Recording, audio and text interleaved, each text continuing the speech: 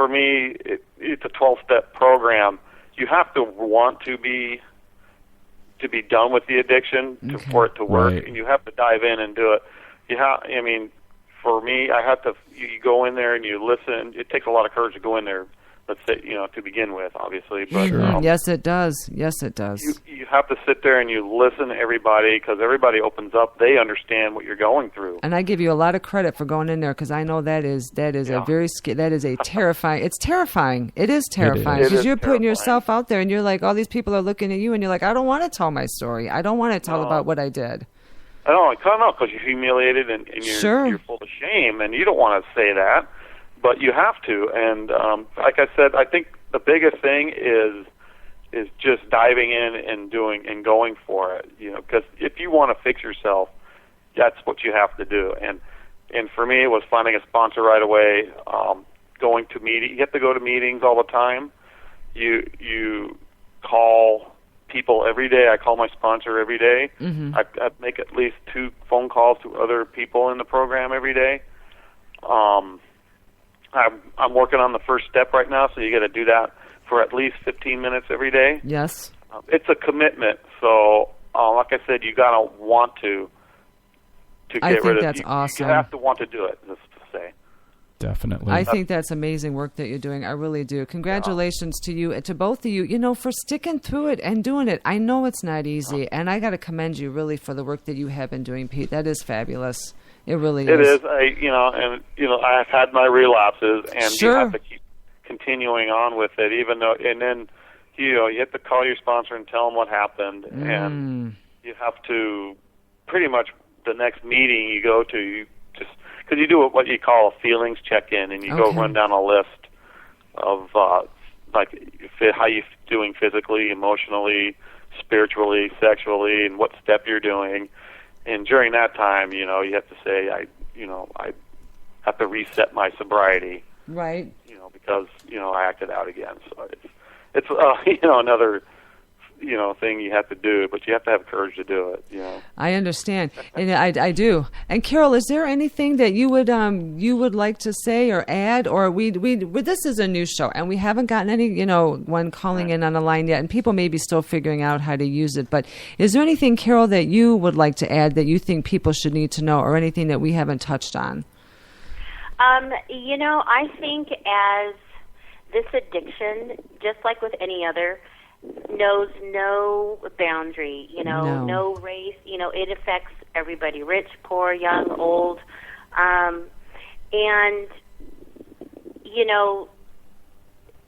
have faced a lot, some judgment. Oh, how do you stay with, how do you do it? But for me, an addiction is an addiction. I mean, I could also say the same thing if he was the alcoholic or drug addict. Absolutely. Sure.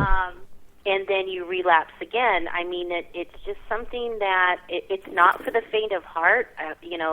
If I were to meet somebody on the street and go, "Hey, I'm going to date a sex addict," I'd be telling them, "No, turn around and run."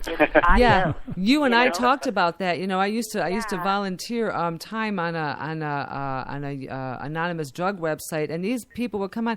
Oh, I met this guy, and he's a heroin addict, but I love him, and I'm like, you know what? Good. Yeah. You're 17 years old. Go home. You have no business getting involved with people like this, because you don't have the. Now we're married. As married people, it's a much different story. But yeah, I agree with you. I do. Yeah, and it's not for the faint of heart, but it does take a certain amount of commitment, and we're still a work in progress. Sure. We are still rebuilding, and I do make my phone calls, and when something happens, I make my phone call, and I know we have talked about what I have been through and relapses and stuff like that, and I really appreciate your understanding and your friendship. And everybody, I mean, that's what you need. You need that support group. You need a support group, absolutely. You need friends that understand. Yes, and I'm fortunate enough that I do have that in my circle. That's good. That's good. And it just makes me want to help the other women who are in the same situation. You know, and I got to commend you for that, too, because it's brave work what you're doing. It's courageous work, both of you, what you're doing. Reaching out today like you did today. You did not have to do this. And I really want to thank you both for being here with us. And, you're welcome. You're welcome. It's almost therapeutic for us. For sure. And one of the things that they have readings in the when we're in the group, in the meetings, that one of them is to reach out to fellow addicts, and this I thought was a great way to do that. Absolutely. We really appreciate you taking your time to come speak with us here and to help educate us a little bit more. I've learned things today from what you've said, and I've learned things to keep an eye on, even in myself. Yes, definitely. Good. Yeah. Hey. And if we could... If you see me walking in, I'll be like, so, funny thing happened. Looking at sports, huh? I'm going to be checking everything. No, I'm not.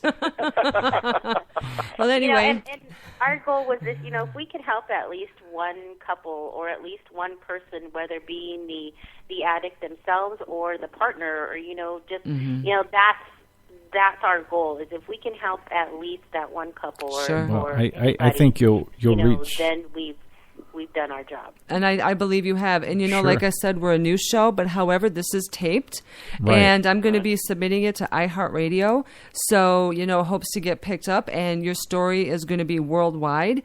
And, and you know what? Something you two maybe think about going forward, get your own program going, reaching out just like you're doing now, maybe getting something of your own and helping people, because it is needed. This is the redheaded stepchild of the addictions. And being an addict myself, I still wasn't really aware of this because I didn't do it, but I'd like to thank you both for being here. Thank you. Oh, you're welcome, and thank you for asking us. And you guys, I think, are courageous going on, doing what you're doing to get other people help. I mean, that's just awesome. Well, that's what we all need. Well, yeah, and that's with our issues. I mean, we deal with people in marriages that have tough issues, because we've had tough issues in our marriage, and there isn't a help for this. There really isn't a lot of places that deal with serious issues like this in a marriage. So. Okay, well, then we'll say goodnight to you. Thank you very much, Pete and Carol, and we'll be in touch. And thank you very much for joining us. You guys have a great night. Thank you for your time. You guys, too. Thank you very much. And have a good evening, and we'll talk to you soon, okay? Okay, thank you, guys. Okay, guys. Bye-bye. Bye-bye. So what did you think? Well, that was very eye-opening to me. That was very courageous, I'll tell you. That takes a lot to, be able to own up to yourself, to what you're doing, to where you've been and where you're going. With any addiction, it's that way. And you know what? Even just through life, it's that way. You take responsibility yourself, and that's one of the things we're going to be bringing forward in some of the programs with some of the coaching groups we're going to be doing with Sacred Circle Ministry is, instilling that self-reliance and that personal responsibility. Yes. And to have a place where you can start off developing that inner voice of, what? I am responsible for that, and I take ownership of it, and that's what makes me strong.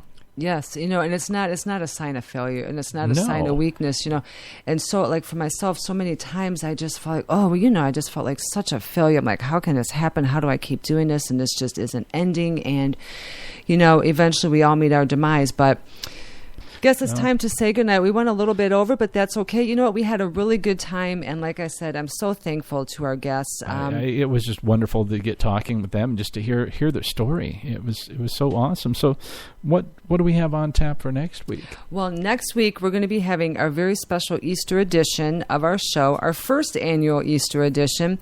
We're going to have some very special friends of ours. The name is Heidi and Rob, and they have an amazing story as well. Yes, they do. Heidi got married in 1990, and starting in 1990, she just began being diagnosed with all kinds of things: Bar Epstein, anxiety, depression. She had it so bad to where she actually couldn't drive her car. And she also has 4 children, and I believe it was all 4 of her children two do have some type of medical issue going on. But this is going to be a story of bravery indeed, as what they went through. And I believe she actually wrote it on her website here. She said, "Our family is a dramatic example of plowing through adversity by self-education and faith. We expected and saw miracles." And when I read that, it almost brought tears to my eyes, because how many of us are in a situation where we get married and things happen that we were not planning for? Our children get sick. I had a daughter that was sick. These things go on. That was serious. You had problems we just don't know. So this is a fabulous story of family and faith. So I invite you. Knowing Heidi, it's a good story. They're a fabulous couple. They're a fabulous family. Yes, we met her the husband Rob recently in person, and you know what? Lovely children. Absolutely, their kids are amazing. They're just amazing, and the stuff that they're striving to do, and the stuff that they're going forth into the world to change the world for better. Absolutely. Heidi had her own radio show too. So next week, 7 p.m., same time, same channel. We're going to be at the same place now. This is our new home, and we will see everyone then. So until next week, thank you very much for joining us. Thank you, and good night. Thank you.